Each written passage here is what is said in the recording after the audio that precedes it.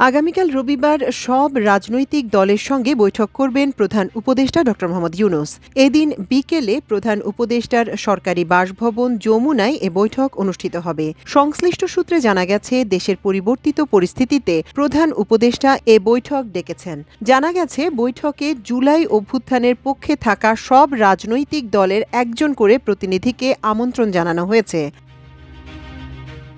আমার Bangladesh AB party আগামীকালের বৈঠকে আমন্ত্রণপত্র পাওয়ার বিষয়টি আমার দেশকে নিশ্চিত করেছে।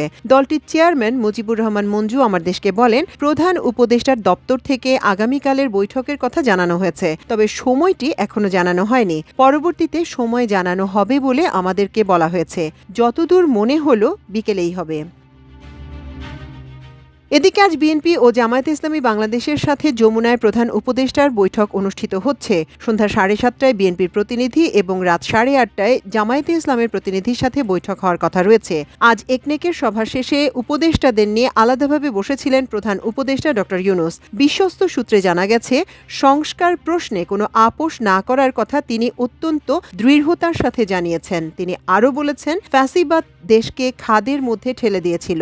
সেখান থেকে বাংলাদেশকে তুলে ধরার প্রচেষ্টায় সহযোগিতার পরিবর্তে বিভিন্ন মহল গত 9 মাসে নানা রকম দাবি দাওয়া নিয়ে উপস্থিত হয়েছে। এরা রাষ্ট্র পরিচালনায় অনবরত বাধা সৃষ্টি করেছে।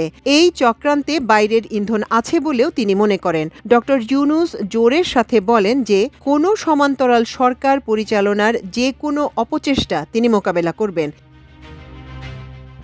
আজ শনিবার একনেকের বৈঠকের পর উপদেষ্টা পরিষদের দেয়া এক বিবৃতিতে বলা হয়, বৈঠকে অন্তর্বর্তী সরকারের উপর অর্পিত 3টি প্রধান দায়িত্ব, নির্বাচন, সংস্কার ও বিচার বিষয়ে বিস্তারিত আলোচনা হয়েছে। এসব দায়িত্ব পালনে বিভিন্ন সময় নানা ধরনের যৌক্তিক দাবি দেওয়া, উদ্দেশ্য প্রণোদিত ও এখতিয়ার বহির্ভূত বক্তব্য এবং কর্মসূচি নিয়ে যেভাবে স্বাভাবিক কাজের পরিবেশ বাধাগ্রস্ত করে তোলা হচ্ছে এবং জনমনে সংশয় ও সন্দেহ সৃষ্টি করা হচ্ছে, তা নিয়ে বিস্তারিত আলোচনা হয় বৈঠকে। শত বাধার মাঝেও গোষ্ঠী স্বার্থকে উপেক্ষা করে অন্তর্বর্তী সরকার তার উপর দায়িত্ব পালন করে যাচ্ছে। যদি পরাজিত শক্তির ইন্ধনে এবং বিদেশি ষড়যন্ত্রের অংশ হিসেবে সরকারের উপর আরোপিত দায়িত্ব পালনকে অসম্ভব করে তোলা হয়, তবে সরকার সব কারণ জনসমক্ষে উত্থাপন করে পরবর্তী সিদ্ধান্ত গ্রহণ করবে। অন্তর্বর্তীকালীন সরকার জুলাই অভ্যুত্থানের জনপ্রত্যাশাকে ধারণ করে, কিন্তু সরকারের সক্রিয়তা, সংস্কার উদ্যোগ, বিচার প্রক্রিয়া, সুষ্ঠু নির্বাচন ও স্বাভাবিক কার্যক্রমকে বাধাগ্রস্ত করে এমন কর্মকাণ্ড অর্পিত দায়িত্ব পালন করাকে অসম্ভব করে তুললে সরকার জনগণকে সঙ্গে নিয়ে প্রয়োজনীয় সিদ্ধান্ত গ্রহণ করবে।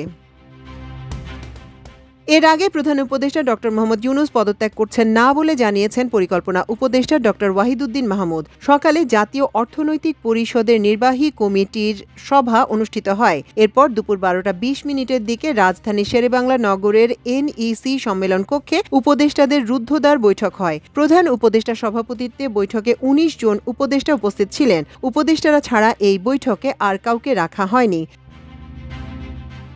বৈঠক শেষে পরিকল্পনা উপদেষ্টা সাংবাদিকদের বলেন, প্রধান উপদেষ্টা যাচ্ছেন না, তিনি চলে যাবেন বলেননি, তিনি অবশ্যই থাকছেন। আমাদের উপর অর্পিত দায়িত্ব বড় দায়িত্ব। এই দায়িত্ব ছেড়ে আমরা যেতে পারবো না। আমরা যে কাজ করছি এবং এসব কাজ করতে গিয়ে প্রতিবন্ধকতা সৃষ্টি হচ্ছে, আমরা সবাই প্রতিবন্ধকতা চিহ্নিত করেছি।